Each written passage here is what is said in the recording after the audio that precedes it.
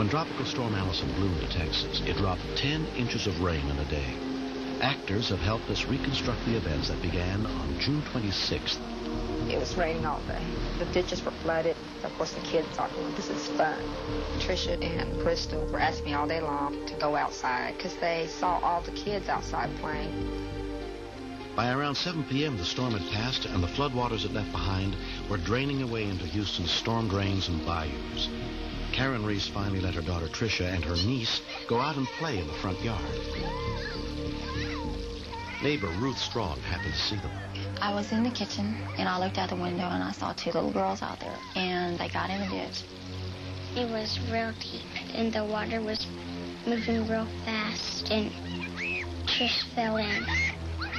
And I was trying to get her, but then she went under the water. It happened so fast that at first I wasn't sure I'd seen it happen. I started screaming for my husband to go out there to check to see if she was drowning. When she didn't come back up, then I ran through the back door, told Karen. I was scared. I just couldn't believe this was happening. My neighbor behind me was down there in the ditch trying to reach in there. I was putting my arm down inside the drain, fishing around trying to catch her. It was too late. Yeah, she was done gone. Houston Fire Ambulance, what's your emergency? I think my daughter got sucked down one of the streams. How old is your daughter? She's 7. Was she out there playing with a bunch of kids or something? Yeah, and some lady said she did see her go down. Please. Ma'am, we'll be there quick as we can. Please. Fire Captain Bob Krennick and his men were the first rescue workers to arrive. When we arrived at the scene, you couldn't tell just by the surface of the water how bad it was. It was just a little bit of a ripple on top of the water. So one of my men jumped into the ditch itself, and he told me that if he hadn't been as big as he was, that it probably would have sucked him down too. The drainage pipe was only 18 inches wide. We got a pipe pole to check to make sure nothing was in the pipe, and when we ran the pipe pole through the culvert, there was nothing in there. Pipe clean. Pipe clean. All right, take it down, go to the other side. On the other side of the road, the pipe drained into a gutter. So then we went to the gutter and looked for her in this area, which was approximately 4 feet deep, and we couldn't find her in there. The storm waters were crashing through the drainage system at 40 miles an hour.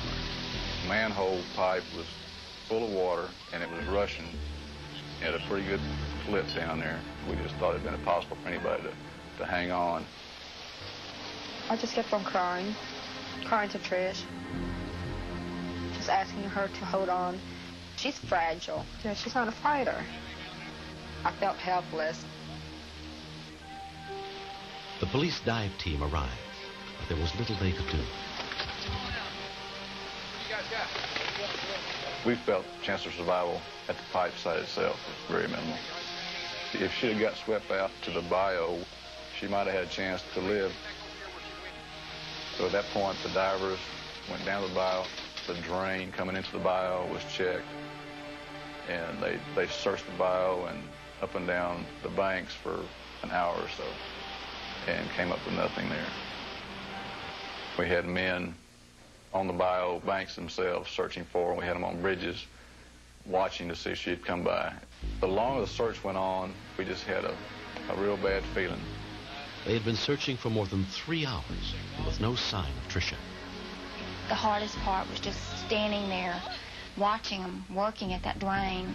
It just seemed so futile because there wasn't anything anybody could do.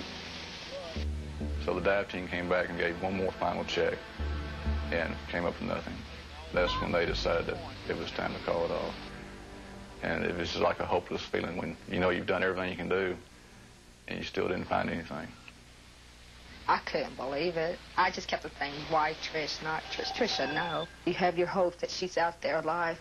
Then you have your hopes that, you know, that if she is dead, that she's with Jesus and Jesus is going to take care of her. But then again, I'm angry at Jesus for taking her. It was not time to take her.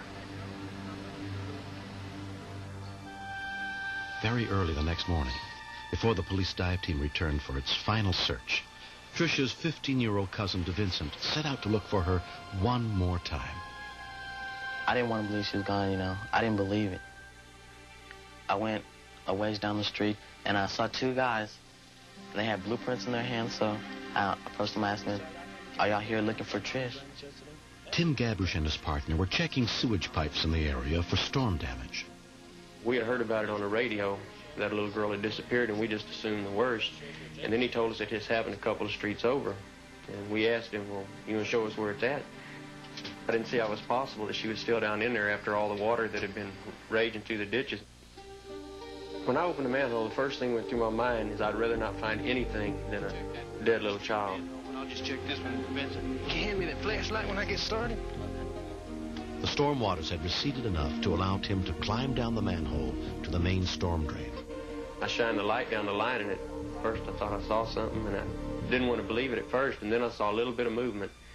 And then I more or less said to myself, is that a little girl in there? Little girl?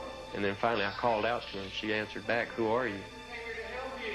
She was hesitant about coming out at first. She said she wanted her mama, and I said, well, that's who we came to take you for. Your mama sent us to look for you. And she come crawling out to us in through the pipe. I didn't know if she was dead or alive. And so I ran outside, and I saw this man carrying her about the middle of the street. When I saw the man carrying her, and she was holding her own head up, that was just the happiest right there. That's a scene. I wish I would have had a camera at the time, just the way she grabbed her little girl. She just took the little girl and started smothering her. Everybody kind of got ecstatic and wild, you know. For more than 13 hours, Tricia had held out against the force of the storm waters by clinging to the wall of the 3-foot-wide drain. It took a while to sink in that actually, you know, we found her. And then the more you think about it, the better you feel. It adds something to you, I guess. No matter what happens for the rest of the day, nobody can ruin this day. The city has put up a grate on the opening to the drainage pipe. Tricia was kept in the hospital overnight for observation and then released. There was nothing seriously wrong with her. I still play on my yard, but in the back, because I can still remember it. I missed my mommy, and my hands, they were wrinkled and all white. They weren't like my human hands. You could have another million people fall in. I don't think any would live like she did. I have no idea how she held herself against that current. Everybody in the family always protected Tricia a little more than any of the other kids. You know, she's so little. Now I turn around on her, showing that she can do something. I always tell Tricia, you know, you went down that hole by yourself and you came out of it okay by yourself, so don't tell me you can't do nothing by yourself, because you done did it.